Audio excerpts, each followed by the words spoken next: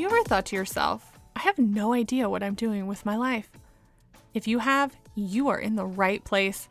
This is one episode of 8 parts in Season 3 of Ride the Tide Collective, the podcast, that will help you figure out what you are doing in your life and career.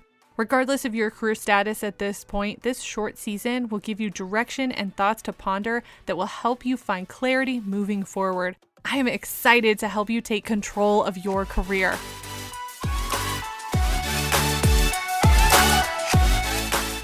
Hello. Welcome to part 5, where we are talking about your values.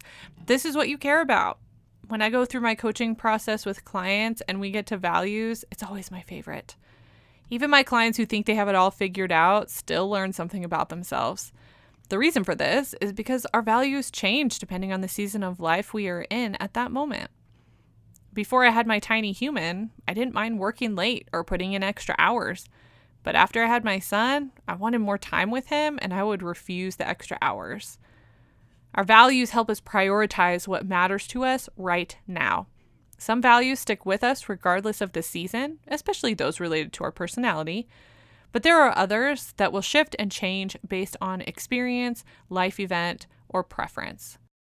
I've had clients who value stability and stay in government positions because of the benefits and pension. I've had other clients value creativity in their work and realize that their definition of creativity won't allow them to make the amount of money they want. In reality, they value money more than creativity. They take a higher paying job and find ways to be creative on their off time. I had another client who valued humor and fun in the workplace and in life. And when they were interviewing, they asked the manager and the team how they have fun at work. Identifying what you care about will help you weed through positions and companies quickly. Not only that, if you can connect with hiring managers or recruiters, you can ask questions that honor your values and let you know if the position or company would be a good fit. I have a client who insisted on working for a large corporation. I pushed back on their decision because I had known them for a few years and it didn't seem like a good fit. They would tell me that they valued the structure, systems, and prestige of a large organization. They were clear on their values, so I let it go. My client got a position at a well-known company and about a year in told me they were done. We started on a career transition and advancement strategy that led them to finding an interest in smaller startup organizations. They realized through their experience with a large organization, they didn't actually like the hierarchical structure of the larger organization, and also realized they had a broad skill set that was being underutilized.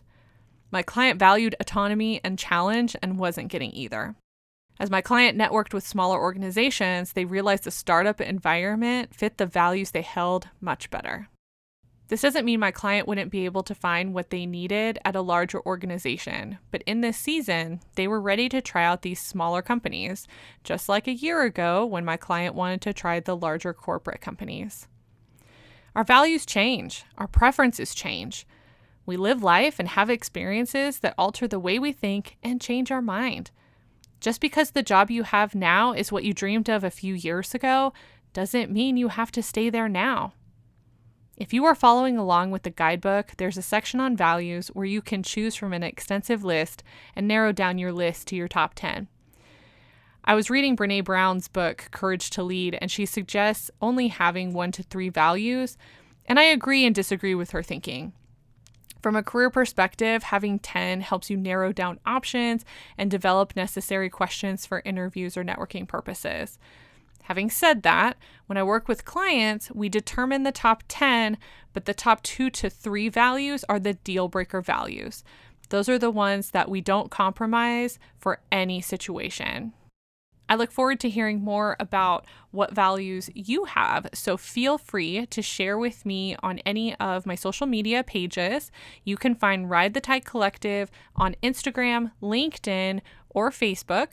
And we are also accepting questions for the last episode of the season. So if you have any questions about the content that you've heard up until this point or something in the guidebook, please send me a message or a DM and I will add it to the Q&A in the last episode.